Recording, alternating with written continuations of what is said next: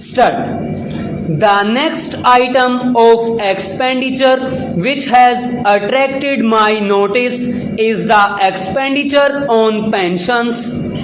As much as 100 crores of rupees have been allotted for payment of pensions and other relief. May I once more point out to the Finance Ministry the hardship which people who have commuted their pension are suffering from. Some of the people who have commuted their pension have had the misfortune to live up to 70 to 80 years and have paid their commuted portion twice, and still this government exacts these payments from these commuted pensioners.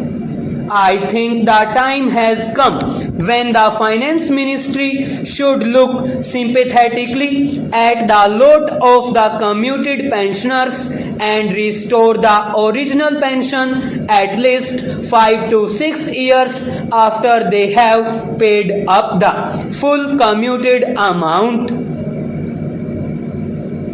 Then I come to that white elephant in our government, namely the Planning Commission, which costs us rupees 10 crores.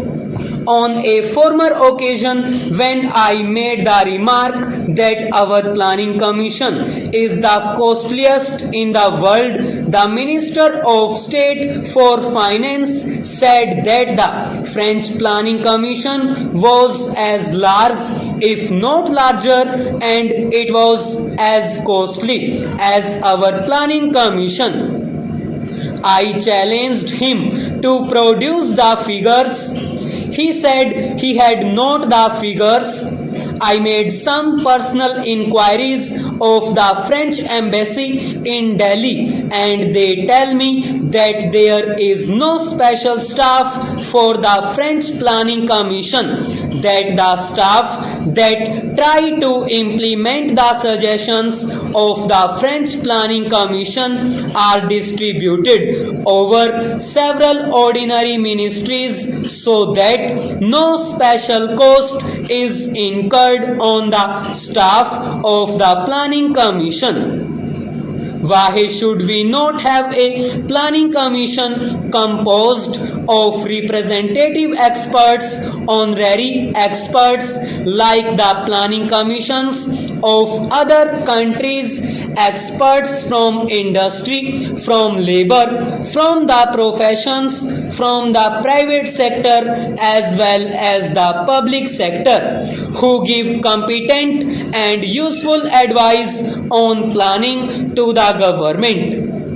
As at present constituted, the Planning Commission is composed of people who are pledged to one social philosophy, namely the socialist philosophy, because the Planning Commission and the government plan not for prosperity but for socialism. If the Planning Commission is to plan for prosperity, if the government are to work for economic prosperity, the Planning Commission should be composed of representative experts from interests which are engaged in the promotion of economic growth. Very often we find in the reports of ministries the phrase that the Planning Commission has allotted so much money to this department or to that ministry. Who or what is the Planning Commission to allot sums of money? It is the government departments that should allot, it is the ministry, the cabinet that should allot sums of money to this or that department. That shows that the Planning Commission has become another department of government. If it has become another department of government, then why should it not be brought into the general system of government in the administration, made a regular department of government so that it may be made responsible to this house? Now it is a body with power but without responsibility. It is time, therefore, that the government made up its mind to make an honest woman out of the planning commission. Then another ministry which attracts criticism is the Ministry of Housing, which is also charged with the solution of the housing problem in this country.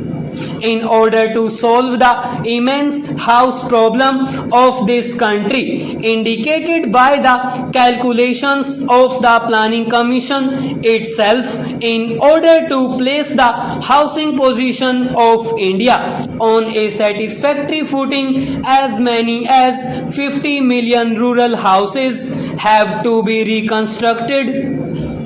How can rupees 46 crores go towards the reconstruction of even a small proportion of this large number? I made a suggestion to the consultative committee of the Ministry of Housing that the government should consider the question of drafting and introducing into Parliament a housing law imposing housing obligations upon all employers, governmental or private, from the centre down to the villages. I was told of certain practical difficulties which stood in the way. One difficulty pointed out by the ministry, that investment on industrial development would be considerably reduced if so much money was spent on housing. But has the government considered that housing itself is an investment, an economic investment? Satisfactory housing would promote the health and strength of the workers, and the competitive capacity of the workers would be increased if decent housing conditions were provided. Another objection raised to the drafting and introducing of a housing law by the ministry was that it should increase the cost of production, and therefore in a competitive market, in a competitive world market, we would not be able to sell our steel goods. This was exactly the excuse raised during the British days, that if the wages of the workers were increased, we would not compete in the world market. Therefore, the wages of the workers had to suffer all along.